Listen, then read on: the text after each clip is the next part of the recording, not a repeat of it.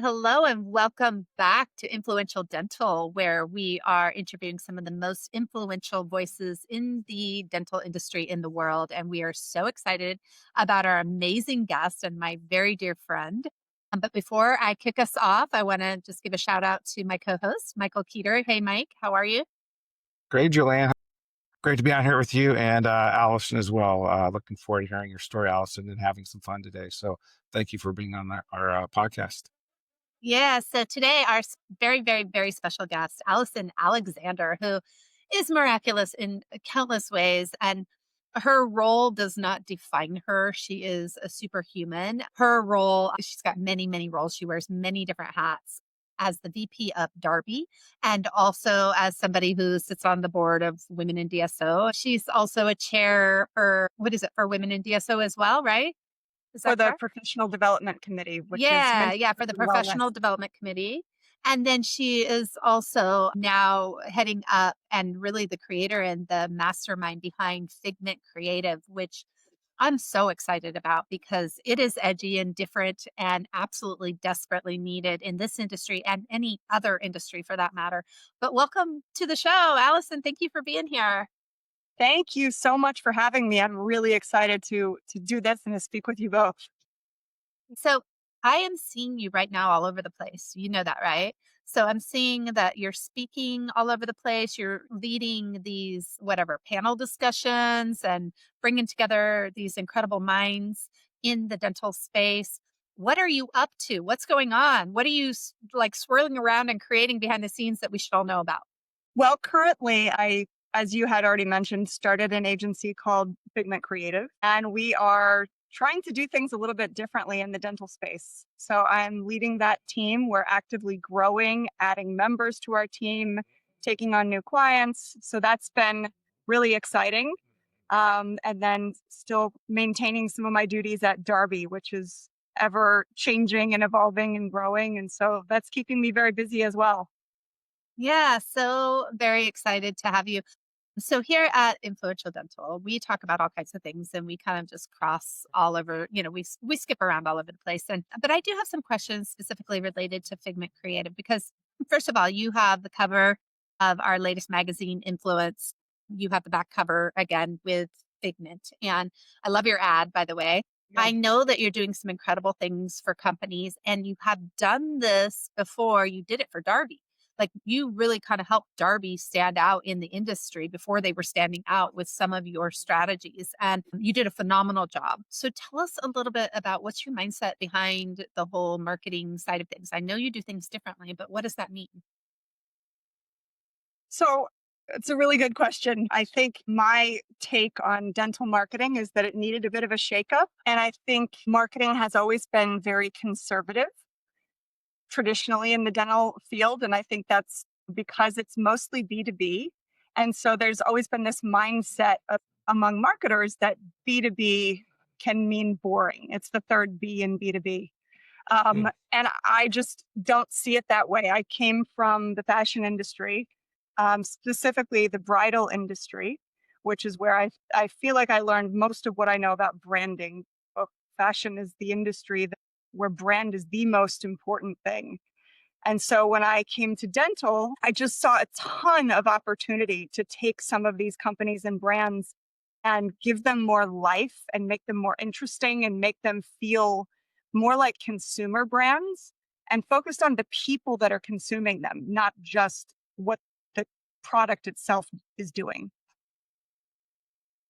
Yeah, Mike, jump in on that. I know you're all about people and the consumer more than, the company itself, because you get that that really is what causes sell through. So what are your thoughts on that? Yeah, no, I agree with that. I mean, obviously, those of us that have been in dentistry for a long time do understand that it has been traditionally conservative and not only treatment modalities, but obviously marketing and how they interact with their teams. And that's what's amazing about, influential dental and what Julianne and I are doing. And obviously what you're doing, Allison. I've got to meet you a few different times and I agree. It's about time, I guess. And I'm glad to see Figment and you are leading this charge with your organization. It's not only needed in marketing, it's needed in training education, it's just needed in dentistry in general. So I look forward to hearing more about Figment and working with you in the future and seeing how we can really level up these dentists and their relationships with their consumer.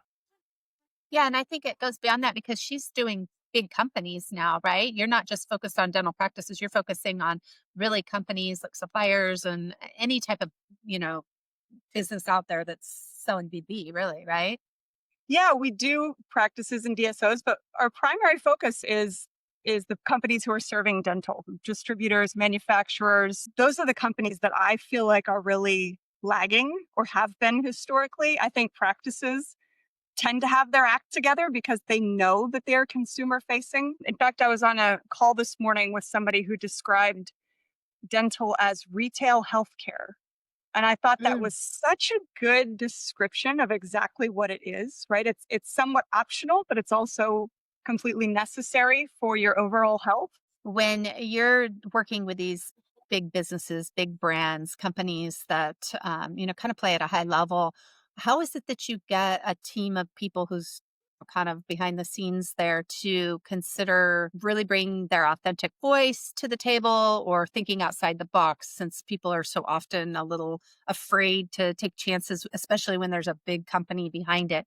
And what's your process? Well, I think a lot of it really has to do with the leadership team that's in place or who the leader is, and having some sense of bravery and willingness to go down that path.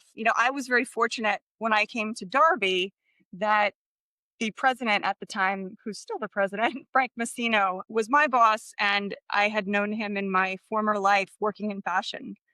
And so he had a very good understanding of the power of a good brand and what marketing could do for a company, and had seen me work with other brands before. So when I said, we really need to do something about this brand, it's 70 years old, it's become not as relatable as it can be. He said, if you want to rebrand, go for it. I trust you, do your thing. And I think that's rare and a gift for a marketer. And that's kind of what it takes. And I find that, sometimes it's easier to get a big company to move in that direction or a medium sized company than a small company. Because I find oftentimes with startups or very young companies, the risk is a lot more of a risk because they have limited resources and they know that they're establishing their brand for the future right now. And so there's usually, in my experience, more of a tendency to play it safe in the smaller companies. I That's not what I expected to hear, believe it or not. So you worked in fashion, specifically also in the bridal industry. What do you see? What are the sort of similarities, or in terms of what you bring, or what are the gifts of that industry? I mean, they do it so well. They market so well. It's incredible, and they can market to any price range, any kind of mindset, but also that's a field where people are willing to take, you know, they're willing to spend money. They're willing to spend way too much money. So how do you bring that and translate that in an industry where maybe people have some choices and or they're not as excited? It's business, you know? I'm kind of curious. Yeah, it's a great question. I think a couple of things play into that, and I want to just speak first to the money portion of this, because the really interesting pivot for me between bridal and dental is that in the bridal industry, we had no money for marketing. It wasn't a department. There was me and one other person who sort of pieced it together. And we had a budget of, I don't know, maybe $15,000 a year. And it was a big national brand that we sold through Saks Fifth Avenue and Neiman Marcus and Kleinfeld and all the places. And so when I got to Darby and had a marketing budget, honestly, I wasn't sure what to do with it. And, I was so accustomed to having to do a lot with very little that that's become a sort of one of the core pieces of what I bring to the table as a marketer. It's always looking at what's the biggest bang for your buck? How do we do things that are, really going to cut through in a very authentic way? Because we're not buying multiple pages in a book and we're not doing huge digital campaigns. We have to find more organic ways to find people. And I think that that really resonates because the space is more open in dental, tend to use more traditional advertising routes. The other thing that I think is I've really taken from the fashion industry is the consistency of a brand, right? Fashion brands live and die by their image. and they have to reinvent their product every season. So the only thing that stays the same is their brand. And so the designer I worked for was relentless in making sure that that brand was consistent. And while it, was somewhat painful at the time and very Devil Wears Prada, it taught us just an unbelievable amount about that importance in bringing that to other industries. Yeah, Allison, I again think that's so refreshing and is long overdue in dentistry. I've been in the industry about 18 years and I came from specialty pharma and pharmaceuticals where brand and marketing was very big as well.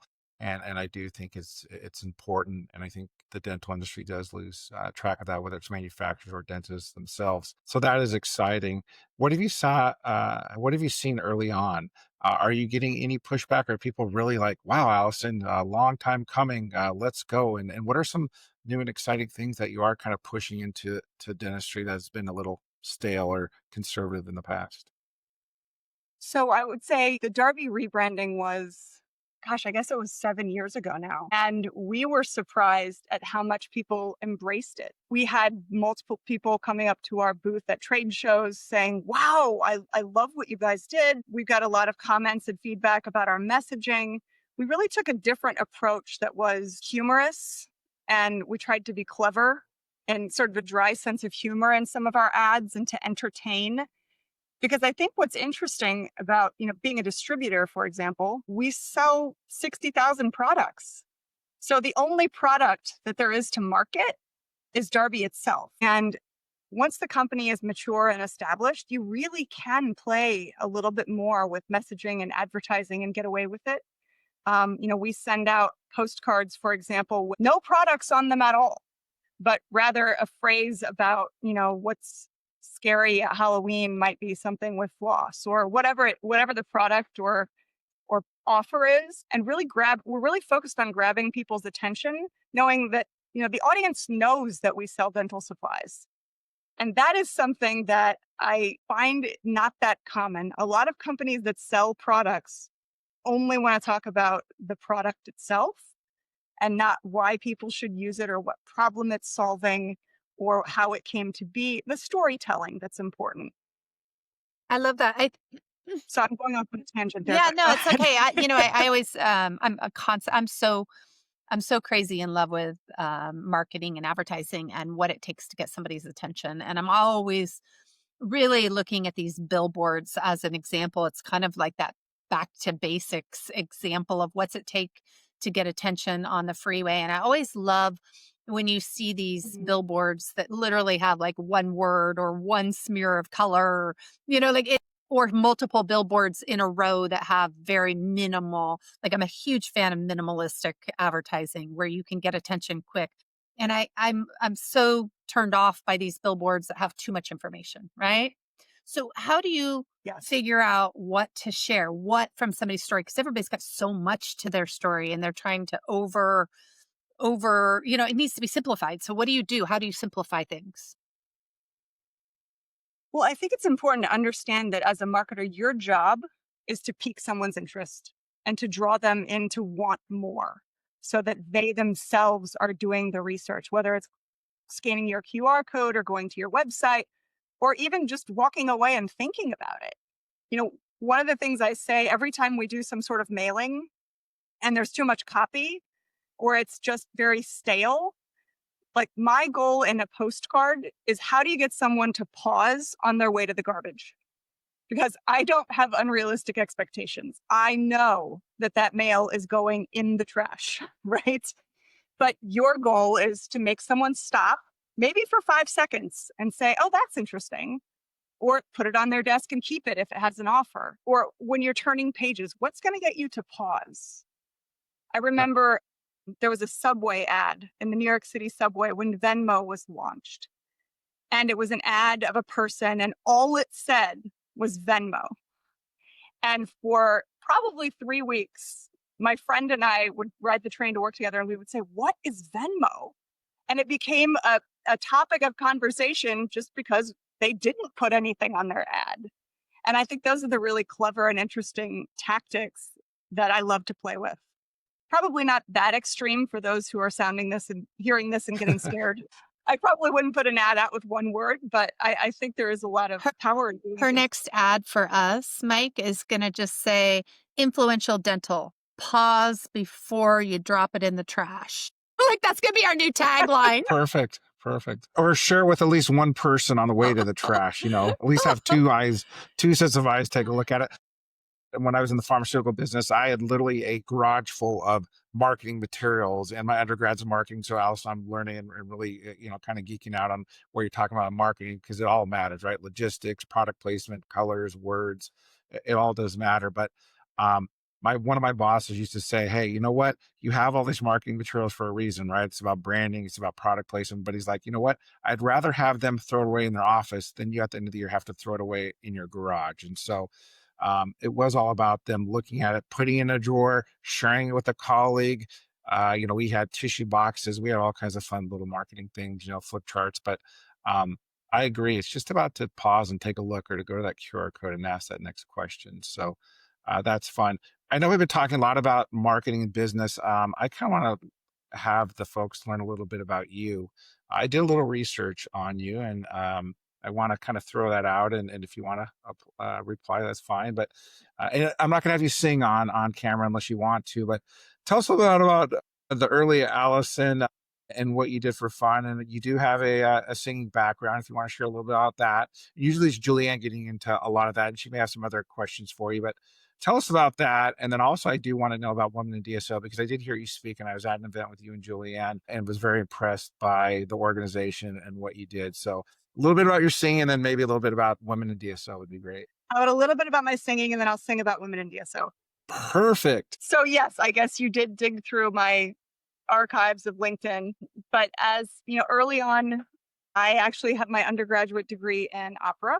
I was a vocal performance major, and I was very, very serious about it. Learned French, German, Italian, really had planned. My goal was to sing at the Met by the time I was 30. And so I didn't do anything fun in college. When you said, what do you do for fun? I did nothing fun. I literally just sang and studied. And that's what brought me to New York is I moved Okay. to New York to do my master's degree at Manhattan School of Music. And I was working at Saks Fifth Avenue at the time to pay the rent and paying $18 an hour for practice space. And I only made $16 an hour. So this was this is the scene here that we're setting. Uh, and I fell in love with retail. I just absolutely I got recruited by a designer in the bridal industry when I was working there, and it was like a light bulb went off, and I was like, "This is my calling." I stopped singing, and except for karaoke, and dove into the retail space because I just realized consumer behavior and the whole sales and marketing world was so interesting to Do me. you sing in the shower at minimum still? I don't sing in the shower, mostly because my kids don't like it when I sing. Kids don't care. They don't recognize talent. I'm sure you're an extraordinary vocalist. Okay, so are you And singing anywhere? Like I can't believe we've never talked about this. All the times we've talked, Allison, we've never talked about your singing career. it's been so long ago that I've kind of forgotten about it, except that I now have a son who is ridiculously musical and is kind of bringing all this back for me. He's getting all of my old music books out of the basement and bringing them upstairs. And I don't sing anywhere now. And I think it's one missing part of my life. I'd love to. I started singing with the New York Oratorio Society and got to perform um, at Carnegie Hall with them back in 2013. And then that was the same month I found out I was pregnant with my Of son. course, So that's always what as happens. soon as as soon as that happened, as you know, life gets in the way. I gave up my second round of singing aspirations, but someday I'll go back into it. So one, Allison, how you got into Women in DSO? Where was it, and where is it now, and where is it going? Because again, as we know, there are more female dentists, there's more executives, but there still needs a lot of things to be done. But tell me about the organization, how you got involved, and kind of what you see for those folks that are interested in joining or coming to hear more about it. Sure. Got involved in Women in DSO from the very beginning. I think was 2022 when I got involved, and wasn't really sure what to expect. Darby joined as a founding member, founding sponsor, and I was going to the very first Empower and Grow conference and was asked to moderate a panel on personal branding. And that wasn't something that I was an expert on. It was something that I knew how to do for myself, and I had done it, but never had put a label on it. It was still somewhat of a new topic at that point. But I agreed to do it, which was way out of my comfort zone, and frantically started researching what should I say about personal branding on a stage in front of several hundred people. Um, and I was super nervous, but got through it. And it was such a great experience for me. And I was so in awe of the women who were at this conference and the camaraderie and the willingness to help one another is something I have not seen at any other conference so far. And I think there's something really interesting. Like, I sit on the advisory board where there are members of a lot of the large dental companies, and the mentorship committee where we're pairing people from different companies with one another. And what's absent is this sense of competition between competing companies. Like, I can talk to someone from another distributor or share the stage with somebody from another distributor and talk openly and maybe not give away all the trade secrets, but we can certainly relate on topics that are similar to both of us. And for me, that was missing, right? Because I was feeling very isolated in my one company because anybody else who did my job was a competitor.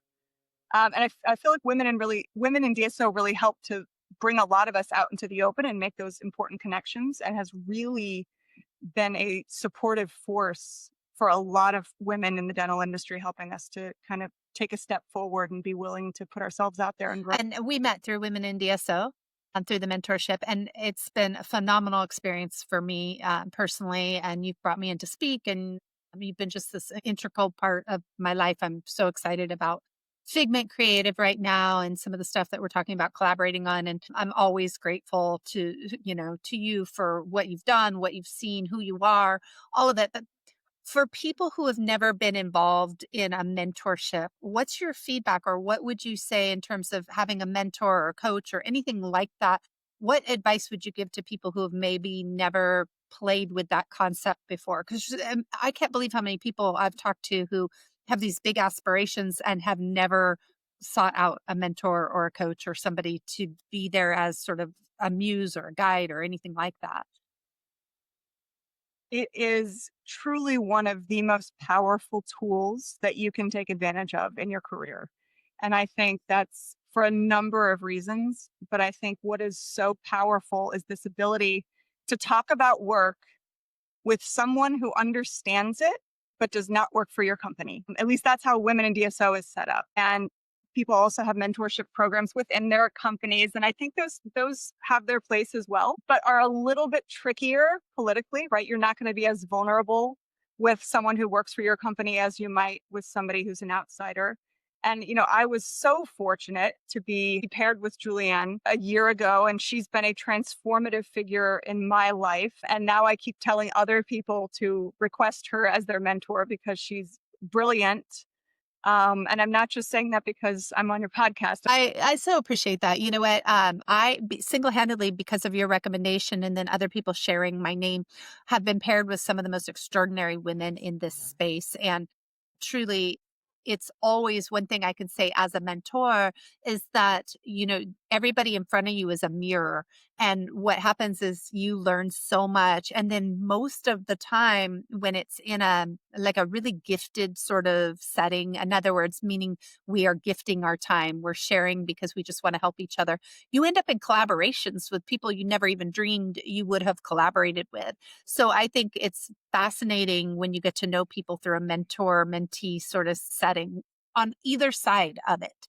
So thank you for those really sweet words, but genuinely it's been equally a gift for me. Well, and I thank you. And I think, when you talk to people who've participated in the mentorship program, the mentors always say, it is as beneficial for me as I hope it was for my mentee, because it really is, a two-way street. That's great. And again, as an observer in this, in your meeting, in the Women DSO meeting where there are mentees and mentors, I mean, you can see it, right? You can feel it. There is that genuine connection. And I saw after you spoke, Julianne, you were talking to a lot of other people in the audience and sharing and laughing. So no, it's real and it works. And I've had mentors and mentees and coaches, and we are always learning on all sides. That's some great advice to search people out and join organizations that encourage that. My other question regarding marketing and in general and thinking outside the box and doing more, being more. Can you elaborate on that? Because obviously your company, Figment Creative, is new and young, but you're obviously on a great trajectory. What are some exciting things that you can share that you can share with the audience that you maybe not have shared going into the end of 2025 into 2026? Kind of what is out there for you, Allison, in the company to kind of take it to the even next level, even as a young marketing company in the dental field? So a lot of that is really increasing our bandwidth by adding additional members to our team and increasing our skill sets. But I'm really excited to take on, I love working with companies who do something that I don't know that much about yet, because I think it allows me to look at them from the consumer lens. I think when we know a lot about something, we all come into it with certain expectations or assumptions. And when you see something with fresh eyes, for example, this morning I met with somebody who is developing an AI product for the dental space, which I know little about outside of marketing, right? And I was very excited to talk to him about the importance of, really establishing credibility, because there is this AI fatigue setting in the dental industry, especially as there's all these burgeoning companies out there and everybody is doing their own kind of marketing. And so the consumer is left in this position of thinking which of these are legitimate and which of these are flash in the pan. And it's a big decision because they're trusting patient recall to these companies, or they're trusting clinical results to some of these companies. And so I really enjoy those new challenges of beyond brand building and beyond getting the word out. What are some of the new challenges that just from a cultural point of view that we have to tackle? And that certainly is one of them. And then just continuing to innovate, right? I think every time we do something new, someone else is doing it too. And so it's constantly just thinking, trade shows. How do you keep trade shows fresh? And the convincing people that branding matters is a constant. If you follow me on LinkedIn, I'm always harping on it. People have said to me on numerous occasions, people don't care about branding in this industry. Um, and I think it's really just a misunderstanding of what branding is, that I love fighting that battle. I mean, it's so crazy fascinating to me that that is even a possibility, that somebody might not understand the importance of branding and or how much money it actually saves them in the end, in the long run, if they do a great job branding. And it's funny because I remember during COVID working with a social media company, and as soon as COVID hit, it was the first thing to go, right? Is everybody cuts their marketing budget. And it's the opposite. They should lean in and pay, spend more on their marketing. But, I'm kind of curious. At some point, sometimes we all lose our excitement, or we get stumped, or we feel like we need some fresh ideas ourselves. And one of the things I love to do is I look at both great branding, but I also look at terrible branding. And I get inspiration from some of the worst marketing campaigns sometimes, because you see where they missed the mark. And yet somebody greenlit it and thought it was a good idea, right? So out of curiosity, Yeah. what do you do if you find yourself just stumped? Like, where do you get your inspiration? I know that recently, and this is just like a side note, but recently somebody made you put beautiful pictures on behind your, chair, because it's inspiring, more inspiring than your white wall. You see, I haven't done it yet, but I'm about to. But where do you get inspired? Like, or, what gives you inspiration? I draw inspiration everywhere, but I think mostly from other people. I think as creative people, we all go through periods where we want to throw our hands up. There was one of the companies that we're working with now that I have been struggling to figure out what their branding should be for 2 months. And that is not characteristic of me. My brain kind of works, and I can look at a company and say, this is the font, these are the colors, this is what the brand should look like. And I just couldn't get to it. I go to the team and say, come with your ideas. And it wasn't until we hired a new team member who came at it with a completely fresh set of eyes that I said, that's the one. And I always look to people for their ideas because I think, 100 ideas are always better than 50. Right now, you're working heavily on Figment. Is that the majority of your focus? It's taking up most of my time these days, which is great. I know you've mentioned the other day that bandwidth was a big thing, that you had come to capacity, and that was really quickly. It was like overnight. It feels like you just started this division and then all of a sudden, or this company, and then all of a sudden overnight you're at capacity. And so, what kind of advice would you give to somebody who's at capacity in their own business? They're wanting to do these branding things, but they don't feel like they can really have their hands in it. So they put it off rather than hire it out or whatever the case might be. I mean, can you take somebody's brand and run with it and just give them, little check-ins and not have to have them heavily involved? Like, how much of an outsourced partner are you? I would be thrilled to be completely outsourced, right? We can do all of those things. I think I really see Figment as being, we can step in as consultants, certainly, and talk, help work with you and or your marketing team to develop branding or to develop campaigns or messaging. But we can also serve as a fractional marketing Mm. department. We have customers that don't have any marketing personnel at all.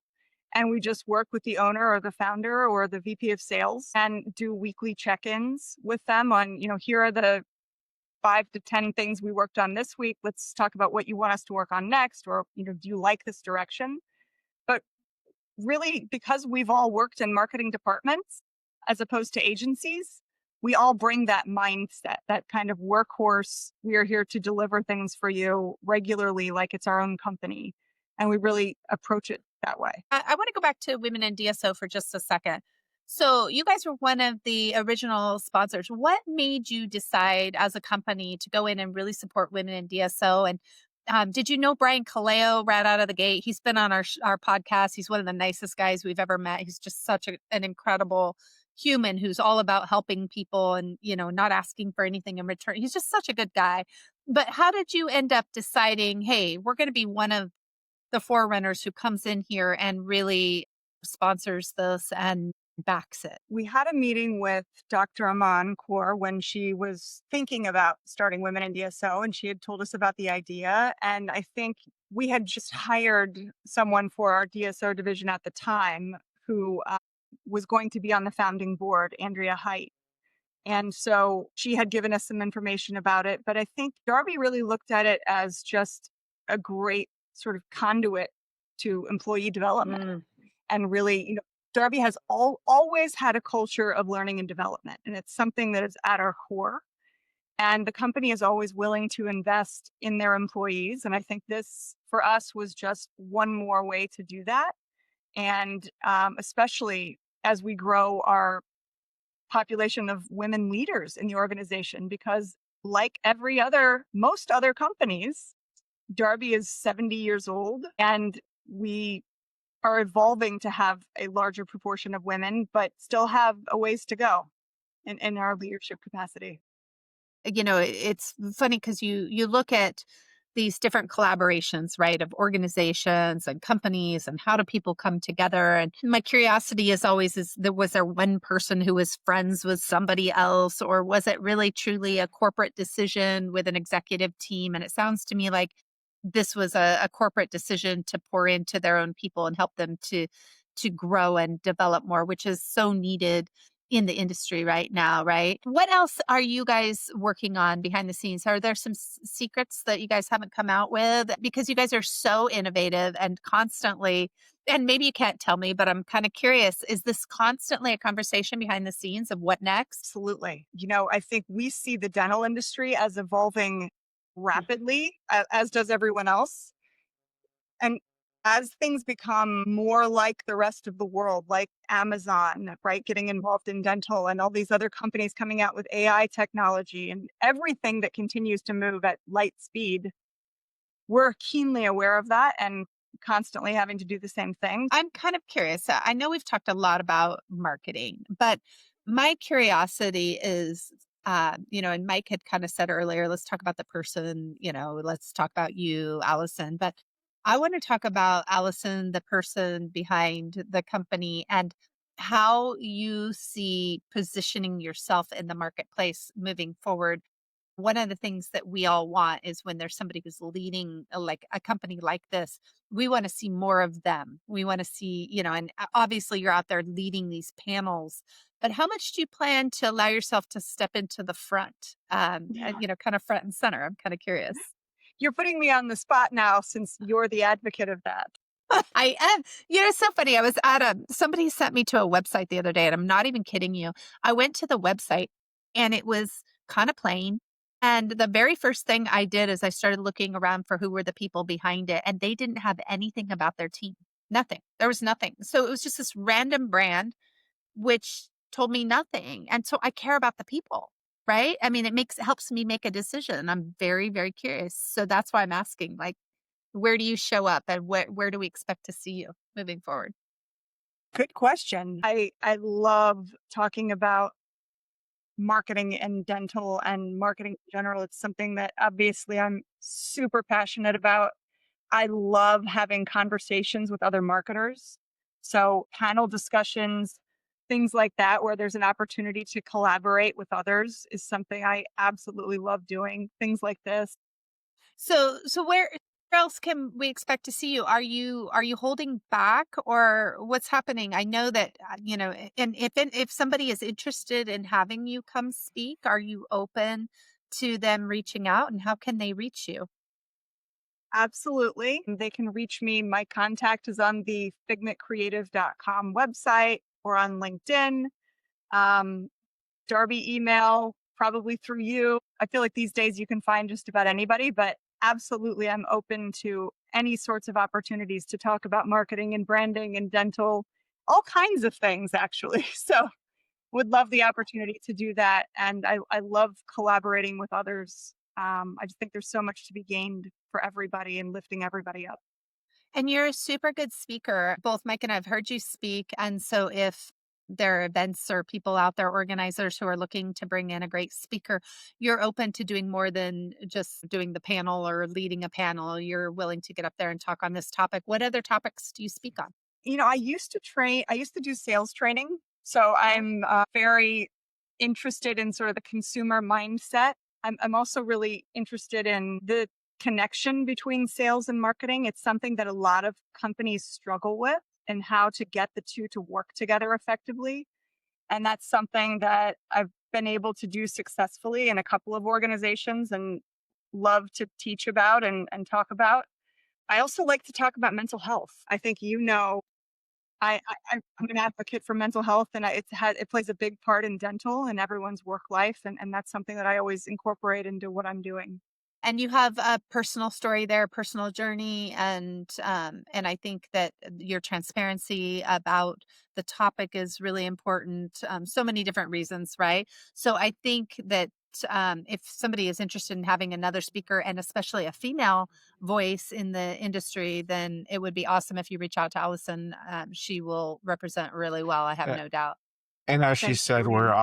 obviously big advocates as well, and through Julianne or myself, and I see future collaborations on us working together as well, because it does come from people first, and you lead with that, and you start with that, and uplifting others and working with others, and that's foundationally how Julianne and I got together. If you know our story through our magazine that you see in our background, but also how we operate. So, Allison, I've always appreciated your openness and welcome me in as being introduced to Julianne. So I agree. There's enough of us out there to work together and to collaborate and uplift each other, and a lot of great messaging. So I look forward to working with you more, hearing you more, and I know our audiences as well, because the way you hear and what you see is what you get. So I appreciate it.